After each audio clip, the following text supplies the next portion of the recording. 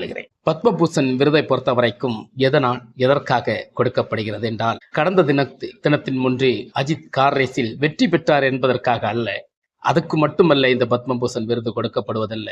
ஆனால் பத்மபூஷன் விருது இன்னைக்கு நமக்கு இந்தியாவை பெருமை சேர்த்திருக்கிறார். தமிழ்நாடு மக்களுக்கு உள்ளம் கவர வைத்திருக்கிறார். ஒரு கார் ரேஸ், தன் உயிரை பணயம் வைத்து அதில் ரிஸ்க் இருக்கிறது, வேதனை இருக்கிறது, பல ரிஸ்க்குகள் இருக்கிறது, நம் இருப்போமா இல்லை என்ற ஒரு அடித்தளம் இருக்கிறது. அதையும் தாண்டி இந்தியாவில் கார் ரேஸ்ல 24 மணிக்கூர் கார் ரேஸ்ல 3வது இடத்தை பிடிச்சு வெற்றி பெற்று கோப்பையும் பெற்றிருக்கிறார். இதற்காக பத்மபூஷன் விருதை அறிவித்திருக்கிறீர்கள் என்று நீங்கள் நினைத்தால் அது தவறு.